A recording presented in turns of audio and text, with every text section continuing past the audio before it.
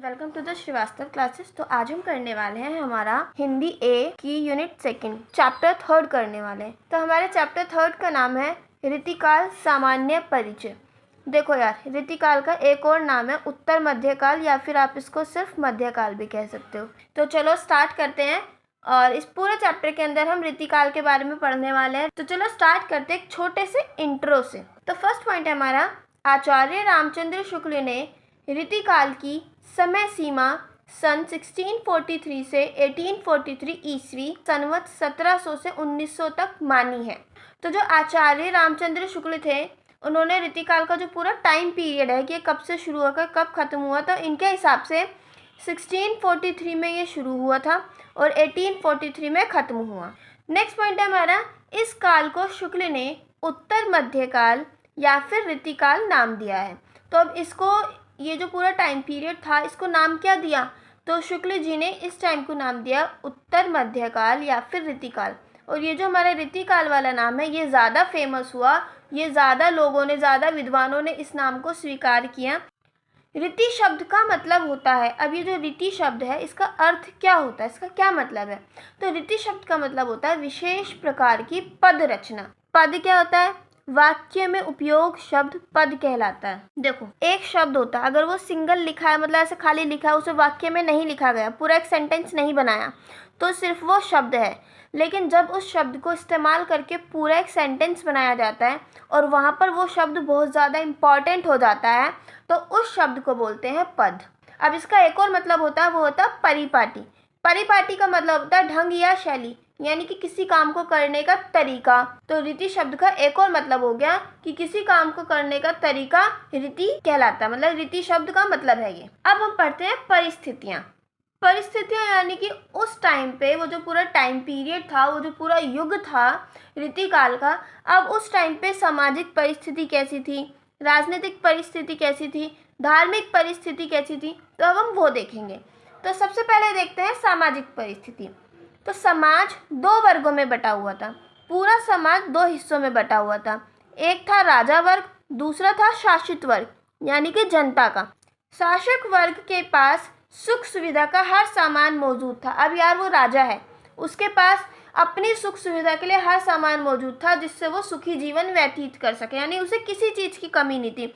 लेकिन जो जनता थी, यानी कि जो शासित वर्ग था, वो शासन तंत्र के तले कुचली जा रही थी। राजा को जो पूरा तंत्र था उसके तले जनता कुचली जा रही थी, क्योंकि वो लोग जनता के ऊपर अत्याचार कर रहे थे। जनता का बिल्कुल भी ध्यान नहीं रखा जा रहा था, यहाँ तक कि उनके पास खाने के लिए अनाज भी नहीं था, कपड़े पहनने के लिए उनके पास ढंग के कपड़े नहीं थे।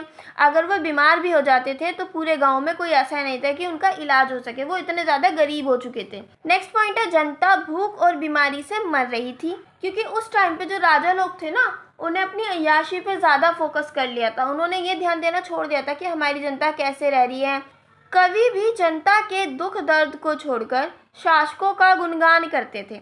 तो जो उस टाइम के कवि थे, उन्होंने जनता के दुखों को अपनी कविताओं में, अपनी रचनाओं में, अपने ग्रंथ में, अपनी किताबों में कोई जगह नहीं दी। उन्होंने जनता के दुख को अनदेखा कर दिया और शासकों का गुणगान करना शुरू कर दिया। तो ये हो गई सामाजिक परिस्थिति। अब हम देखेंगे राजनीतिक परिस्थिति। उस टाइम पे राजनीतिक परिस्थिति कैसी थी? तो फर्स्ट पॉइंट है, मुगल काल के सुदृढ़ यानी कि मजबूत संगठित होने के कारण बादशाह विलासिता की ओर बढ़ने लगे थे। तो उस टाइम पे पूरा मुगल काल था। तो देखो, जैसे शुरुआत हुई मुगल काल की, मुगल आए भारत में, तो पहले एक हिस्सा जीता, दूसरा, तीसरा, चौथा, ऐसे कर करके उन्होंने पूरे भारत पर अपना धीरे धीरे कब्जा करना स्टार्ट किया। तो क्या हुआ, वो मजबूत होते चले गए और संगठित होते चले गए। संगठित यानी कि सम्मिलित, एक में मिला हुआ। तो इन्होंने अपनी उन सारी जगह को एक साथ मिला के अपना पूरा एक मुगल साम्राज्य बना लिया।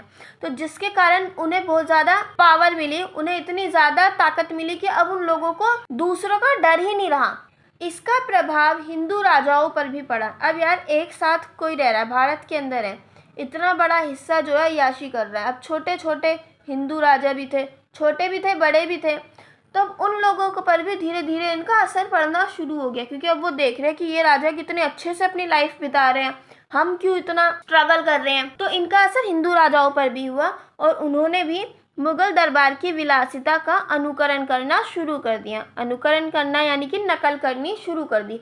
राज दरबारों में शान शौकत और दिखावे की होड़ बढ़ने लगी, यानी कि अब एक दूसरे से अपने आप को ऊपर दिखाने की होड़ लगने लगी कि मेरे पास ज़्यादा पैसा, हमारी ज़्यादा शान शौकत है, ठीक है ना। इस चीज़ की होड़ लग गई दिखावा करने की। राजाओं ने अपने दरबारों में कवियों को आश्रय देना शुरू कर दिया। अब जो उस टाइम पे राजा थे, उन्होंने अपने दरबार के अंदर कवियों को जगह देनी शुरू कर दी, उनको आश्रय देना शुरू कर दिया। क्यों? क्योंकि देखो, राजा क्या करते थे, बड़े बड़े अच्छे अच्छे कवियों को अपने महल में रहने के लिए बुलाते थे, उन्हें सारी फैसिलिटीज देते थे, जिसकी वजह से कवियों के मन में लालच आने लगा। तो कवि क्या करते थे, अब राजा उन्हें जगह दे रहे हैं तो राजा ये सोच के जगह देते थे कि अब ये कवि हमारी तारीफ करेंगे, और इतनी सारी चीजें देख के कवियों को भी लालच आ जाता था। वो जनता के दुख दर्द को ना दिखाकर सिर्फ और सिर्फ अपने राजाओं की तारीफ करने में लगे रहते थे। कवियों ने अपने काव्यों में शासकों के गुणगान शुरू कर दिए। तो जितनी भी कविताएं लिखी, जितनी भी रचनाएं की कवियों ने, तो उनके अंदर उन्होंने अपने राजाओं के गुणगान करने शुरू कर दिए। नेक्स्ट है अब धार्मिक परिस्थितियां। फर्स्ट पॉइंट है हमारा, भक्ति काल में सगुन भक्ति का विशेष प्रचार हुआ। तो रीति काल से पहले एक भक्ति काल था, तो उस टाइम पीरियड में, उस दौरान सगुन भक्ति का विशेष प्रचार हुआ। सगुन भक्ति यानी कि ऐसी भक्ति जिसमें हम जो लोग होते हैं, हम अपने भगवान का एक आकार मानते हैं, यानी कि जब भगवान की कोई आकृति हो तो उसे सगुन भक्ति कहते हैं। जैसे आज के टाइम पे हमें पता है शिव जी कैसे दिखते हैं, राम जी कैसे दिखते हैं, या फिर हनुमान जी कैसे दिखते हैं, तो यानी हमारे भगवान की कोई आकृति है, तो ये है सगुन भक्ति। तो आज के टाइम पे हम जो भक्ति फॉलो करते हैं वो सगुन भक्ति होती है। इसके अलावा एक होती है निर्गुण भक्ति। क्या होती है? निर्गुण भक्ति। तो इसमें क्या होता है, जब कोई ईश्वर का, मतलब जैसे मैं हूँ, मैं भगवान को मानती हूँ, मैं ईश्वर को मानती हूँ, लेकिन मुझे भगवान की कोई आकृति ना पता हो, मैं किसी आकृति वाले भगवान को ना मानती हूँ, मेरे लिए भगवान हर जगह हो, एक पत्थर में या फिर मतलब हर इंसान के अंदर, हर जगह मेरे लिए भगवान हो, किसी एक पर्टिकुलर जगह पे मैं उन्हें ना देखूं, मेरे भगवान की कोई पर्टिकुलर शेप ना हो, तो वो उस तरीके की भक्ति हो जाती है निर्गुण भक्ति। लेकिन भक्ति काल में सगुण भक्ति का विशेष प्रचार हुआ, और भक्ति काल में धार्मिक प्रवृत्तियों की भरमार थी। धार्मिक प्रवृत्तियां यानी कि कर्मकांड, यानी कि पूजा पाठ कैसे की जानी चाहिए। आप हिंदू हो तो आप किस तरीके से पूजा करोगे, आप मुस्लिम हो तो आप किस तरीके से पूजा करोगे, आप सिख हो तो किस तरीके से पूजा करोगे। तो इस तरीके से अलग अलग प्रवृत्तियों की भरमार थी। लेकिन जब रीति काल आया तो विलासिता यानी कि अय्याशी की नदी में बहकर ये सारे कर्मकांड, ये सारी प्रवृत्तियां बहकर नष्ट हो गई। अब इन लोगों ने भगवान को मानना ही बंद कर दिया। भारत की जनता अपनी सांस्कृतिक विरासत भूल चुकी थी। तो रीति काल के अंदर भारत की जो जनता थी वो अपनी सांस्कृतिक विरासत को पूरी तरीके से भूल चुकी थी। उनके लिए कोई भगवान नहीं था, कुछ नहीं था। तो ये थी परिस्थितियाँ जो हमने पढ़ ली हैं। तो अब हम पढ़ेंगे अपना अगला टॉपिक, रीतिकालीन काव्य धारा की विशेषताएं। यानी कि रीति काल का जो पूरा युग था, पूरा टाइम पीरियड था, तो इस दौरान जितनी भी काव्य धाराएं, मतलब कविताएं, रचनाएं लिखी गई, रचनाएं की गई, तो उनकी क्या क्या विशेषताएं थी। तो फर्स्ट पॉइंट है, संस्कृत साहित्य के आधार पर रीति ग्रंथों की रचना हुई। रीति ग्रंथ यानी कि रीति काल में जितने भी ग्रंथ लिखे गए उनको बोलते हैं रीति ग्रंथ। तो जो रीति ग्रंथों की रचना हुई वो किसके आधार पर हुई, ठीक है, किसको बेस मानकर उनकी रचना की गई, तो संस्कृत साहित्य को बेस मानकर इन ग्रंथों की रचना की गई। तो अगर पूछा जाए कि रीति ग्रंथों में आपको झलक देखने को मिलेगी तो वो संस्कृत साहित्य की देखने को मिलेगी। दूसरा पॉइंट है, इस काल का प्रधान रस श्रृंगार रहा। तो देखो, आपने रस नाम का एक टॉपिक पढ़ा होगा अपनी 9th-10th की हिंदी में, तो उसमें वीर रस और मतलब वियोग रस, श्रृंगार रस, इस तरीके के रस आपने पढ़े थे। तो इस टाइम पे मेन मतलब जो प्रधान रस जिसका इस्तेमाल किया गया वो था श्रृंगार रस। यानी कि श्रृंगार रस का इन काव्य धारा में, इन कविताओं में बहुत ज़्यादा इस्तेमाल किया गया है रीति काल की काव्य धारा में। नेक्स्ट पॉइंट है, श्रृंगार रस के साथ वीर रस की भी श्रेष्ठ रचनाएं हुई। यानी कि श्रृंगार रस के साथ साथ वीर रस भी देखने को मिला उन रचनाओं में, कविताओं में। तो एक ये भी विशेषता है। इस काल की भाषा ब्रज और अवधी थी। यानी कि जितनी भी मैक्सिमम रचनाएं की गई, कवियों ने जिन भाषा का इस्तेमाल किया, तो उन्होंने ब्रज और अवधी भाषा का इस्तेमाल करना ज़्यादा पसंद किया। वो ज़्यादातर इन्हीं भाषा का इस्तेमाल करते थे अपनी रचनाओं को करने में। नेक्स्ट पॉइंट है हमारा, मुसलमानी दरबारों के प्रभाव से फारसी शब्दों का भी मिश्रण हुआ। मुगल काल मैंने आपको बताया, मुसलमानी दरबार, तो अब जब इन दरबारों के प्रभाव से इन लोगों की भाषाओं में, इन लोगों की रचनाओं में, यानी कि कवियों ने अब अपनी रचनाओं में फारसी शब्दों का भी मिश्रण करना शुरू कर दिया, यानी कि फारसी शब्दों का इस्तेमाल करना शुरू कर दिया। तो उनकी कविताओं में, उनकी रचनाओं में आपको फारसी शब्द भी देखने को मिलेंगे। तो ये एक और उनकी विशेषता है। नेक्स्ट पॉइंट है, इस काल में लक्षण ग्रंथों का भी निर्माण हुआ। अब ये लक्षण ग्रंथ क्या होते हैं? रीति ग्रंथ तो हमने जान लिया क्या होते हैं। लक्षण ग्रंथ क्या होते हैं? तो काव्य या साहित्य के लक्षणों को बताने या फिर समझाने वाले ग्रंथ लक्षण ग्रंथ कहलाते हैं। यानी कि किसी कविता के क्या लक्षण है, लक्षण यानी कि उसके गुण अवगुण, मतलब और किसी साहित्य के क्या गुण अवगुण हैं और इसमें क्या बातें मेन कही गई है, एक तरीके से इनको पूरा समझा देना। तो जो ग्रंथ किसी कविता को या फिर किसी साहित्य को पूरी तरीके से समझा देते हैं, उन ग्रंथों को बोलते हैं लक्षण ग्रंथ। तो इस काल में लक्षण ग्रंथों का भी काफ़ी निर्माण हुआ, यानी किसी कविता को समझाने के लिए, किसी साहित्य को समझाने के लिए इन ग्रंथों को लिखा गया। तो ये भी एक विशेषता है। नेक्स्ट पॉइंट है हमारा, इस काल के कवियों को अलंकार प्रिय थे, इसलिए इन्होंने अपनी कविताओं को अलंकार से खूब सजाया। तो इस टाइम में जितनी भी कविताएं लिखी गई हैं या फिर जितनी भी रचनाएं की गई हैं, तो उनमें अलंकारों का बहुत ज़्यादा यूज़ हुआ है। क्यों? क्योंकि इन लोगों को अलंकार बहुत ज़्यादा पसंद थे। और यहाँ तक कि आगे चल के मैं आपको एक बताऊंगी कि इन लोगों ने अलंकारों का इतना इस्तेमाल किया कि कई बार तो कविताओं में सिर्फ अलंकार ही अलंकार देखने को मिलते थे और कुछ देखने को मिलता ही नहीं था। अगर आप उस टाइम की कुछ कविताओं पढ़ोगे तो आपको लगेगा कि हम अलंकार ही पढ़ रहे हैं, हम इसमें कविता कहाँ है, मतलब इसमें और कुछ तो कुछ है ही नहीं, हमें तो सिर्फ अलंकार ही दिख रहे हैं। नेक्स्ट पॉइंट है, सभी कवियों ने मुक्तक शैली को अपनाया। तो देखो, जितने भी कवि थे उन्होंने एक शैली अपनाई, मुक्तक शैली। अब ये मुक्तक शैली क्या है? देखो, शैली तो हो जाता है तरीका, किसी काम को करने का तरीका। अब मुक्तक का मतलब होता है, मतलब मुक्तक शैली यानी कि वो तरीका या वो ढंग जो पहले वाले तरीके से बिल्कुल अलग हो। यानी कि पहले वाले कवि ने अगर A+B इस तरीके से लिखा है, तो इससे अगले वाला कवि इस तरीके को ना अपनाकर अपना एक नया तरीका अपनाएगा, A+B। बात वही लिख रहा है या फिर कुछ समथिंग उसी से रिलेटेड लिख रहा है, लेकिन उसकी जो शैली होगी, उसका लिखने का जो तरीका होगा, वो बिल्कुल डिफरेंट होगा। कवियों ने भाव पक्ष की बजाय कला पक्ष को ज़्यादा दर्शाया। अब भाव पक्ष यानी कि फीलिंग्स, तो जितने भी कवि थे उस टाइम पे उन्होंने फीलिंग्स को इतनी तवज्जो नहीं दी अपनी कविताओं के अंदर या फिर अपनी रचनाओं के अंदर। उन्होंने कला पक्ष यानी कि आर्ट को, अपनी कला को ज़्यादा दिखाया कि हम किन किन तरीक़ों से लिख सकते हैं, हम क्या क्या रचनाएं कर सकते हैं। तो उन्होंने अपनी कला को दिखाने पे ज़्यादा जोर दिया, ना कि ज़्यादा फीलिंग्स को दिखाने पे उन्होंने दिमाग लगाया। तो ये तो थी सारी रीतिकालीन काव्य धाराओं की विशेषताएं। अब हम नेक्स्ट पढ़ने वाले हैं प्रमुख कवियों और उनकी रचनाएं। ये वाला जो टॉपिक है, इसको कराने से पहले मैं एक बात बता देती हूँ। देखो, ये तो सारे इधर लिखे हुए सारे मेन कवि और इधर है सारी उनकी रचनाएं। इनके बारे में देख लेनी है, हर कवि के बारे में। अगर आप हर कवि के बारे में नहीं देख सकते तो 4-5 के बारे में तो देख ही लो। तो चलो स्टार्ट करते हैं। सबसे पहले हमारे चिंतामणि कवि। इन्होंने जो रचनाएं लिखी हैं उनका नाम है कवि कुल कल्पतरु, रसविलास आदि। मैं यहाँ पर 2 या 3, इससे ज़्यादा मैं किसी रचना को नहीं बताऊंगी। कहीं कहीं पे मैंने एक भी बताई हुई है, तो अगर आपको ज़्यादा चाहिए तो आप गूगल कर सकते हैं। नेक्स्ट है मतीराम। तो इन्होंने लिखी है रसराज, ललित ललाम या फिर व्रत कौमुदी। राजा जसवंत सिंह, इन्होंने लिखा भाषा भूषण। और नेक्स्ट है गुरु गोविंद सिंह, इन्होंने लिखा सुनीति प्रकाश, सर्व सोलह प्रकाश, चंडी चरित्र। नेक्स्ट है केशव दास, इनकी रचनाएं हैं भूषण बिन्ना बिरजई, कविता बनीता मित। नेक्स्ट है इनकी रसिक प्रिया और कविक प्रिया। बिहारी लाल, इन्होंने लिखी है बिहारी सतसई। भूषण, इन्होंने लिखा शिवा बावली, शिवराज भूषण, छत्रसाल दशरथ। इनके अलावा नेक्स्ट है देव, इन्होंने लिखा है भवानी विलास। और घनानंद, इन्होंने लिखे सुजान विनोद, सुजान सागर, विहार लीला। तो ये है हमारे मेन कवि इस पूरे युग के, रीतिकाल के और उनकी रचनाएं।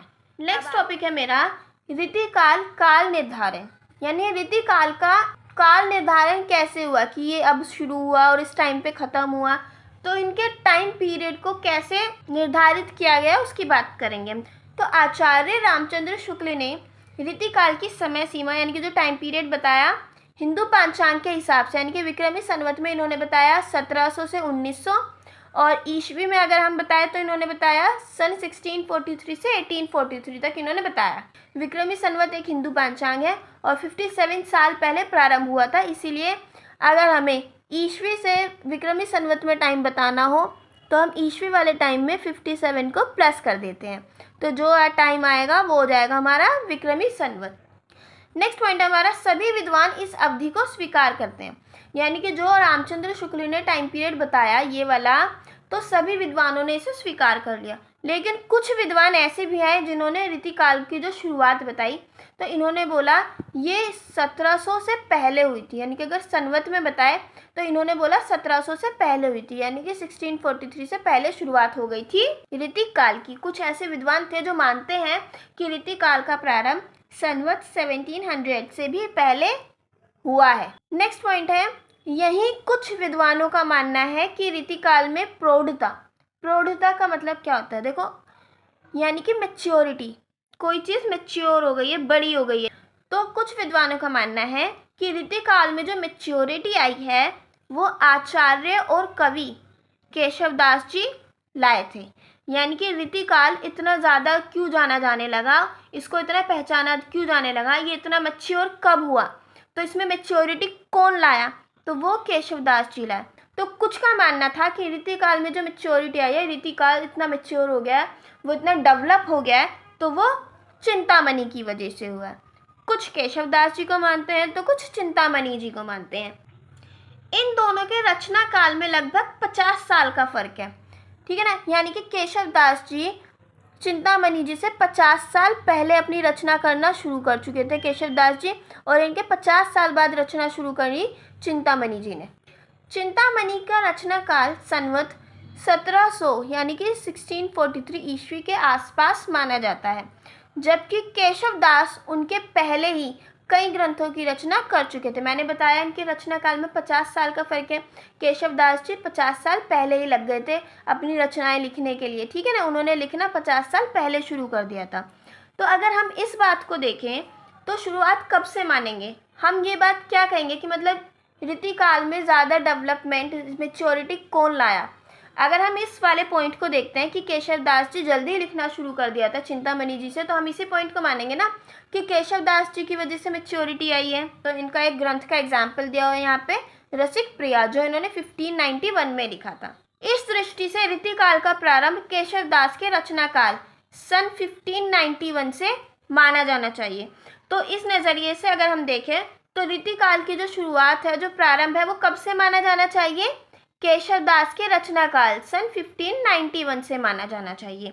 लेकिन हमने अभी ऊपर पढ़ा कि रामचंद्र शुक्ल जी ने क्या टाइम बताया, 1700 से, उन्होंने चिंतामणि जी को माना था, ना कि केशव दास जी को। नेक्स्ट पॉइंट है, प्रताप सिंह को रीतिकाल का अंतिम प्रौढ़ आचार्य और कवि माना जाता है। देखो, जो सबसे पहला ऐसा आचार्य और कवि माना वो कौन थे, केशव दास जी। लेकिन रामचंद्र जी ने किसे माना, चिंतामणि जी को। किसको, चिंतामणि को। और सबसे आखिरी, रीतिकाल के सबसे आखिरी मैच्योर एकदम आचार्य और कवि कौन थे, वो थे प्रताप सिंह। तो शुरुआत किससे हुई, चिंतामणि से, और ख़त्म किस पे हुआ, प्रताप सिंह पे। तो उनका रचना काल, तो प्रताप सिंह का रचना काल है संवत 1881 से 1900, यानी कि 1884 से 1863 ईस्वी है। इस तरह आधुनिक खोजों से रीतिकाल की जो अवधि, यानी कि रीतिकाल का जो पूरा टाइम पीरियड है, इतनी सारी खोज करने के बाद, इतनी सारी रिसर्च करने के बाद अगर हम पूरा टाइम पीरियड बताएं जो साबित होता है प्रूफ के साथ, तो वो है संवत 1646 से 1900। तो अगर पूरा सबूतों को ध्यान में रखकर पूरा टाइम पीरियड बताया जाए तो वो तो ये है, और अगर हम इसको सन में बताते हैं तो 1589 से 1843। लेकिन हमने क्या पढ़ा, रामचंद्र जी ने क्या टाइम बताया था, अगर मैं सिर्फ संवत में बताऊं तो 1700 से 1900। तो इन्होंने ये टाइम बताया था चिंतामणि जी को सबसे पहला आचार्य और कवि मानकर, और ये वाला जो टाइम पीरियड था ये ज़्यादातर विद्वानों ने इसको स्वीकार किया है, इसीलिए अधिकतर आपको हर जगह यही टाइम पीरियड देखने को मिलेगा, क्योंकि ज़्यादातर विद्वानों ने इसी टाइम पीरियड को स्वीकारा है। लेकिन अगर पूरे सबूतों को ध्यान में रखकर देखा जाए, जितनी भी रिसर्च हुई है, खोजें हुई हैं, तो उस हिसाब से रीतिकाल की जो अवधि है वो ये है। कंफ्यूज मत होना, आपको एग्जाम में अगर काल निर्धारण का टॉपिक नहीं आता है तो आपको यही वाला टाइम पीरियड लिख के आना है। ये वाला टाइम पीरियड बहुत सारी खोज पड़ताल करने के बाद निकला है। नेक्स्ट जो अब हमारा टॉपिक है वो है रीतिकाल नामकरण। तो अब रीतिकाल का नामकरण कैसे हुआ, रीतिकाल को ये रीतिकाल नाम किसने दिया, कैसे दिया, ठीक है ना। तो ये पढ़ते हैं। फर्स्ट पॉइंट है हमारा, रीतिकाल के नामकरण को लेकर हिंदी साहित्य के इतिहासकारों में काफ़ी मतभेद रहा है। तो रीतिकाल के नामकरण को लेकर कि इसका नाम क्या रखा जाए, इस युग का नाम क्या रखा जाए। देखो वहाँ पे टाइम पीरियड तो पता लगा लिया कि एक ऐसा टाइम पीरियड भी था, लेकिन अब इसका नाम क्या रखें, इस नाम को लेकर बहुत ज़्यादा विवाद हुआ, बहुत ज़्यादा इतिहासकारों में काफ़ी मतभेद यानी कि अंतर और विरोध रहा। कोई कहता था इसका नाम ये रखो, कोई कहता था ये रखो। इसके संबंध में सबसे पुराना मत यानी कि विचार डॉक्टर ग्रियर्सन का मिलता है। तो अगर नामकरण के बारे में हम सबसे पहला और सबसे पुराना विचार देखें कि इसका नाम क्या रखा जाए, तो वो डॉक्टर ग्रियर्सन ने बोला था। वो विचार डॉक्टर ग्रियर्सन ने सामने रखा था। तो इन्होंने the modern vernacular literature of Hindustan के 7वें अध्याय में रीतिकाल को काव्य कला के नाम से दर्शाया है। तो जो डॉक्टर ग्रियर्सन है उन्होंने अपनी एक बुक लिखी the modern vernacular literature of Hindustan. तो उसके 7th चैप्टर में उन्होंने रीतिकाल का जो टाइम पीरियड था उसे काव्य कला के नाम से दर्शाया। क्या नाम रखा इन्होंने उसका, काव्य कला। काव्य कला यानी कि ऐसा टाइम पीरियड जिसमें कविताएं लिखी गई हो ज़्यादातर, तो उस टाइम को बोला काव्य कला। दूसरा पॉइंट है हमारा, रीतिकाल के नामकरण के संबंध में और भी विचार सामने आते हैं। तो ये नाम तो डॉक्टर ग्रियर्सन ने रख दिया, अब और भी ऐसे विद्वान आए जिन्होंने अपने अलग अलग विचार रखे। तो मिश्र बंधुओं ने अपने मिश्र बंधु विनोद नामक हिंदी साहित्य के इतिहास में, तो देखो मिश्र बंधु जो थे उन्होंने अपने हिंदी साहित्य इतिहास के ऊपर एक बुक लिखी होगी मिश्र बंधु विनोद। तो इन्होंने इसके अंदर रीतिकाल को नाम दिया अलंकृत काल। क्या नाम दिया इन्होंने अपनी इस बुक के अंदर, रीतिकाल को अलंकृत काल का नाम दिया। अलंकृत काल नाम क्यों दिया अब इन्होंने वो बताती हूँ। तो इनका मानना था कि इस काल में कविताओं में अलंकारों का काफ़ी प्रयोग हुआ है, इसीलिए इसे अलंकृत काल नाम दिया जाना चाहिए। तो मिश्र बंधुओं का मानना था कि इस टाइम पे अलंकारों का बहुत इस्तेमाल हुआ है, तो इसलिए इस टाइम पीरियड को अलंकृत काल बोल दो। लेकिन ये जो नाम था इसको किसी ने भी स्वीकार नहीं किया, विद्वानों ने इस नाम को स्वीकार नहीं किया। उन्होंने बोला अगर आप इसी बेस पे नाम रख रहे हो तो इस टाइम पे तो श्रृंगार रस का भी काफ़ी यूज़ हुआ था, तो वो नाम क्यों नहीं दे रहे हो। इस टाइम पे तो लक्षण ग्रंथों का भी काफ़ी वो हुआ था, रचनाएं हुई थी, वो नाम क्यों नहीं दे रहे हो। तो इनका मानना था इस टाइम पे तो ऐसे छोटी छोटी बातें तो बहुत ज़्यादा हुई थी, तो आप वो क्यों नहीं दे रहे हो, तो आप ये अलंकृत काल नाम ही क्यों दे रहे हो। तो इसलिए इस बात को लेकर इस नाम को स्वीकार नहीं किया गया। इनके बाद आए डॉक्टर रमाशंकर शुक्ल, जिनको रसाल भी बोलते हैं, एक ठीक है ना, शॉर्ट में इनका नाम है रसाल। तो इन्होंने इस काल का नाम कला काल माना। इनका मानना था कि इस काल में कविताओं में को कला के साथ रचित किया गया, यानी कि हर कवि ने अपनी कला दिखाने की कोशिश की है, कुछ अलग करने की कोशिश की है, तो इसीलिए इस काल को कला काल कहा जाना चाहिए, ऐसा डॉक्टर रमाशंकर शुक्ल ने कहा। लेकिन इस नाम को भी कवियों ने, ज़्यादा विद्वानों ने स्वीकार नहीं किया। फिर इनके बाद आए डॉक्टर भागीरथ मिश्र। तो इन्होंने इस युग का नाम रीति श्रृंगार रखा। क्या रखा, रीति श्रृंगार काल रखा, क्योंकि इनका मानना था कि श्रृंगार की प्रवृत्ति रीतिकाल की एक विशेषता है। तो इनका मानना था कि श्रृंगार की जो ये इतना ज़्यादा इस्तेमाल हुआ है तो ये एक विशेषता है, तो इस विशेषता के बेस पर इस टाइम का नाम जो रख देना चाहिए वो रीति श्रृंगार रख देना चाहिए। लेकिन अभी ऊपर अलंकृत काल जिस रीज़न से नकारा गया था उसी रीज़न से इस नाम को भी स्वीकार नहीं किया गया। फिर उसके बाद आए पंडित विश्वनाथ प्रसाद मिश्र। इन्होंने भी यही बात बोल दी कि इस युग को श्रृंगार काल नाम दिया जाना चाहिए। अब क्यों, सेम रीज़न था, क्योंकि इस टाइम पे श्रृंगार रस का बहुत ज़्यादा इस्तेमाल हुआ। तो इसीलिए इन्होंने बोला कि इस टाइम को श्रृंगार काल कहा जाना चाहिए। लेकिन फिर से विद्वानों ने बोल दिया कि अगर यही बात है तो हमने तो इसका अलंकृत काल ही हमने मतलब स्वीकार नहीं किया, तो हम श्रृंगार काल भी क्यों करें। कुछ डिफरेंट नाम दो जो इस युग को पूरी तरीके से डिस्क्राइब करे, जिससे पता चले कि इस युग में किस तरीके की रचनाएं हुई। तो ऐसा विद्वानों का मानना था, इसीलिए उन्होंने श्रृंगार काल को भी रिजेक्ट कर दिया। फिर उसके बाद आए आचार्य रामचंद्र शुक्ल। इन्होंने इस काल को मध्यकाल और रीतिकाल नाम दिया। इन्होंने 2 नाम दिए, लेकिन जो रीतिकाल वाला नाम था ये बहुत ज़्यादा फेमस हो गया। कवियों ने इस नाम को बहुत जल्दी ग्रैब भी कर लिया, इन्होंने इस नाम को स्वीकार कर लिया। अब इस नाम को स्वीकार क्यों किया गया, क्योंकि रीति शब्द का मतलब क्या होता है वो देखते हैं। रीति शब्द का मतलब होता है विशेष प्रकार की पद रचना। पद मैंने अभी आपको पहले ही बताए थे, अलग तरीके के जो शब्द होते हैं, मतलब शब्दों के इस्तेमाल से जब कोई वाक्य बनता है तो उन शब्दों को पद कहते हैं। तो ये जो शब्द होते हैं इनका यहाँ पर बहुत ज़्यादा मेन रोल प्ले करते हैं ये उस सेंटेंस के अंदर। तो इस टाइम के अंदर अलग अलग प्रकार के विशेष प्रकार के शब्दों की रचना की गई, या फिर परिपाटी, यानी कि अपने काम को, अपनी कविताओं को, अपनी रचनाओं को लिखने का अलग अलग तरीके अपनाए गए थे, ढंग और शैली अपनाई गई थी। इसीलिए इस काल का नाम रीतिकाल रखा गया, और इसीलिए रीतिकाल नाम को ज़्यादा अपनाया गया, क्योंकि ये उस टाइम के बारे में सब कुछ बता रहा है कि हाँ उस टाइम पे अलग अलग शब्दों की रचना हुई और उस टाइम पे अलग अलग ढंग से अलग अलग तरीके से रचनाएं की गई, इसीलिए इस काल को रीतिकाल कहा गया। अब हम पढ़ेंगे रीतिकालीन काव्य की प्रमुख धाराएं एवं प्रवृत्तियां। अब हमारा ये नेक्स्ट टॉपिक है। तो देखो, जितने भी रीतिकाल का पूरा साहित्य है तो इनको 3 वर्गों में बांटा जा सकता है: रीति शास्त्रीय काव्य, रीतिबद्ध काव्य, रीति मुक्त काव्य। ज़्यादातर विद्वानों ने इस बंटवारे को, यानी ये जो वर्गीकरण किया गया, इसे स्वीकार कर लिया। इन्होंने बोला हाँ ये बिल्कुल ठीक है। लेकिन कुछ विद्वान ऐसे आए जिन्होंने बोला नहीं ये ठीक नहीं है, ठीक है ना। तो अब उन्होंने क्या डिफरेंस किया, मतलब इसके डिवीज़न में क्या उन्होंने अलग बात बताई, वो मैं अभी आपको आगे बताने वाली हूँ।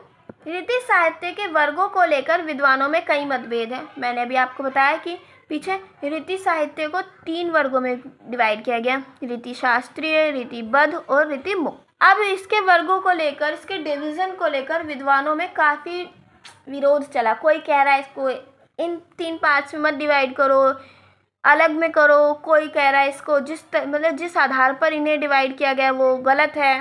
मतलब बहुत सारे मतभेद हुए उनके बीच में। तो इसमें से एक छोटा सा एग्जाम्पल दे रही हूँ, नन्ना सा। जैसे कि डॉक्टर नगेंद्र का मानना है कि रीति साहित्य को 3 प्रकारों में लिखा गया है। रीति साहित्य को जो लिखने के तरीके हैं वो अलग है, उनको 3 प्रकारों में लिखा गया है।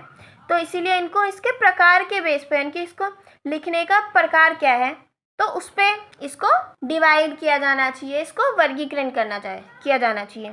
तो इन्होंने बोला है रीतिबद्ध, रीति सिद्ध और रीति मुक्त।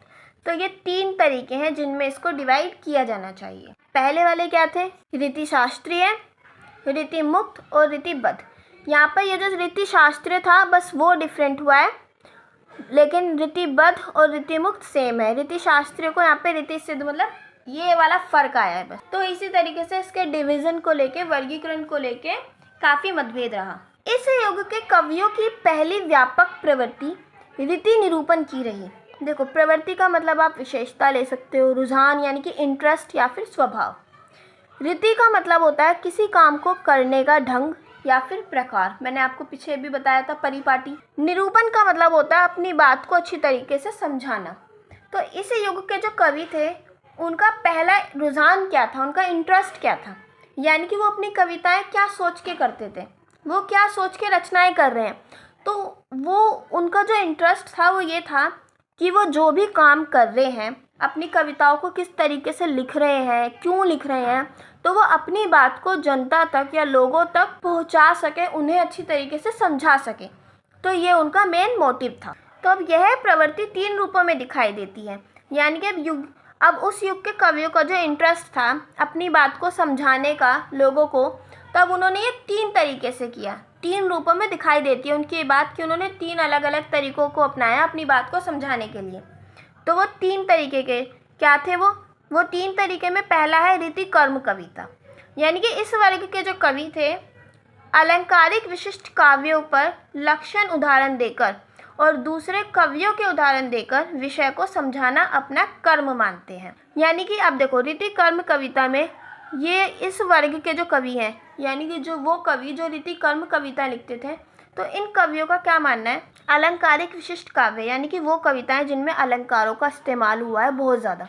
तो इनका मानना था, इनका काम था कि हम इन कविताओं को लक्षण उदाहरण देकर और दूसरे कवियों ने जो उदाहरण दिए उनकी मदद से लोगों को समझाए। तो इनका ये काम था लोगों को कविताएं समझाना। अब ये लक्षण उदाहरण क्या है, जैसे लक्षण ग्रंथ थे ना, कि वो ग्रंथ जो किसी कविता के लक्षण बताते हैं, किसी साहित्य के लक्षण बताते हैं, तो उन ग्रंथों को लक्षण ग्रंथ कहते हैं। तो इसी तरीके से वो उदाहरण जो किसी कविता या फिर साहित्य के लक्षण बताते हैं, उन उदाहरणों को लक्षण उदाहरण कहते हैं। तो ये कवि लक्षण उदाहरण देकर या फिर दूसरे कवियों के उदाहरण देकर, यानी कि जो पहले कवि कोई उदाहरण दे चुका है तो उन उदाहरणों की मदद से कविताओं को समझाना इनका काम था। इस वर्ग का कवि स्वरचित उदाहरणों के फेर में नहीं पड़ा। स्वरचित यानी कि खुद के बनाए हुए, वो अपना दिमाग ज़्यादा नहीं यूज़ करता था, वो दूसरों के उदाहरणों की हेल्प ले लेता था। अब इसके उदाहरण क्या है, रीति कर्म कविता के क्या उदाहरण है, तो जसवंत का भाषा भूषण, रस रूप का तुलसी भूषण, तो ये इसके कुछ उदाहरण हैं। नेक्स्ट जो दूसरा तरीका है वो हो जाता है वृत्ति सिद्ध कविता। तो इस वर्ग के जो कवि थे उनका जो मुख्य उद्देश्य था वो था काव्य रचना करना, यानी कि कविताएं लिखना। इस वर्ग के कवि का मानना था कि हमारा काम तो सिर्फ कविताएं लिखना है और कुछ नहीं है। इन कविताओं का मुख्य विषय श्रृंगार है, यानी कि श्रृंगार रस का ज़्यादा इस्तेमाल करते थे अपने राजा को खुश करने के लिए, ज़्यादा पैसा कमाने के लिए। तो इनका मेन काम ही होता था श्रृंगार रस का इस्तेमाल करना और अपने राजा को खुश करना। तो अब इसका उदाहरण है हटी जी का श्री राधा सुधा शतक आदि ग्रंथ। तो ये ग्रंथ है जो इसके कुछ उदाहरण हैं।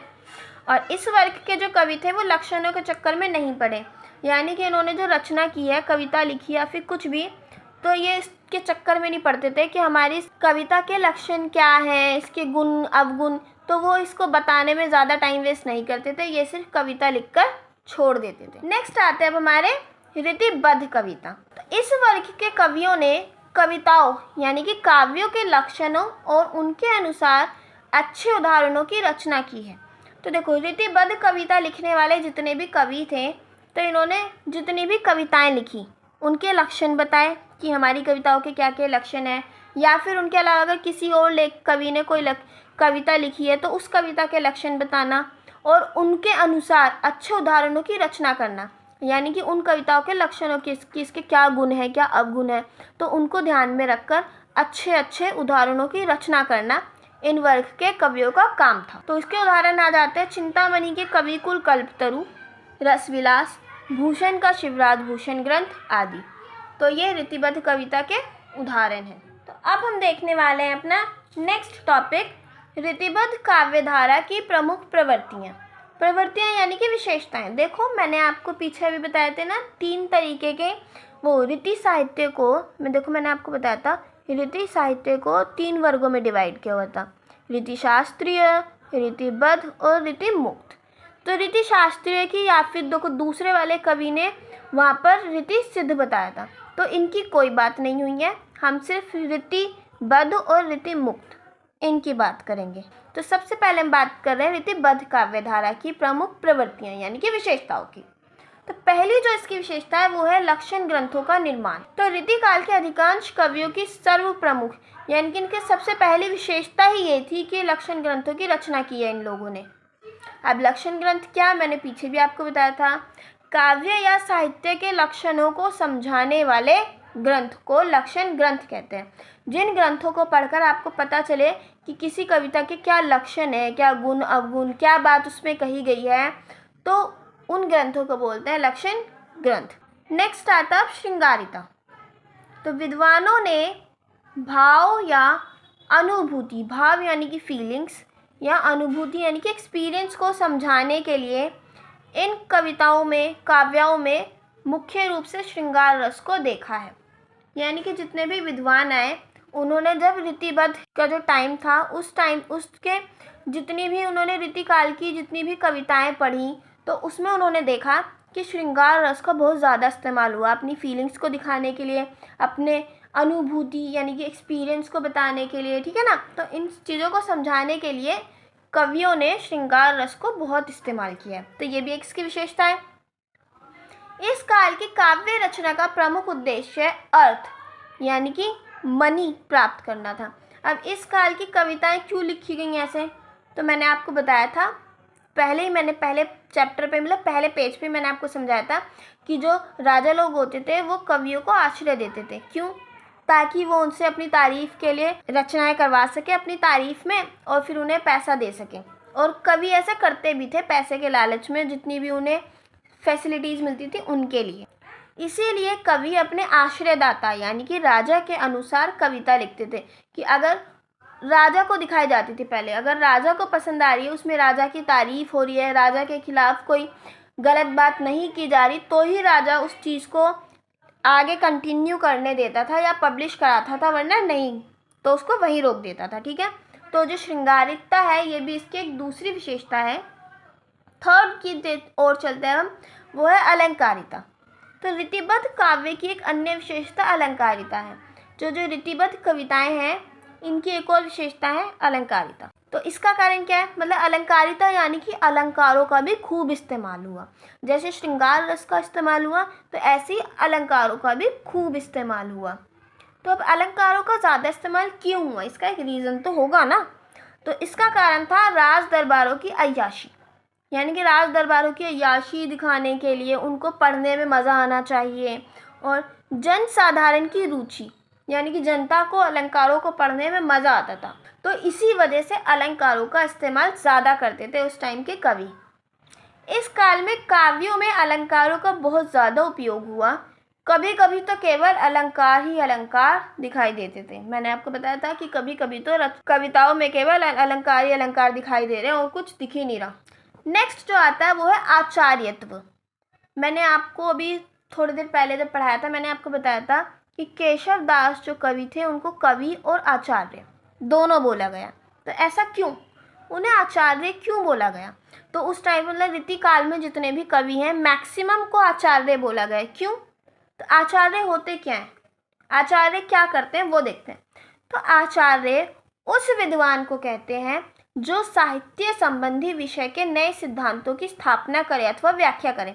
यानी कि अगर साहित्य का कोई भी टॉपिक है, अगर उससे रिलेटेड कोई विद्वान कोई नया प्रिंसिपल यानी कि सिद्धांत की खोज करता है, स्थापना करता है, और उस प्रिंसिपल को, उस सिद्धांत को अच्छे से समझाता है, तो उस विद्वान को आचार्य कहते हैं। या फिर आचार्य कविता के गुण दोषों की मीमांसा करता है, यानी कि उस कविता के क्या गुण हैं, क्या दोष है, उनको बताता है, तो उसको आचार्य कहते हैं।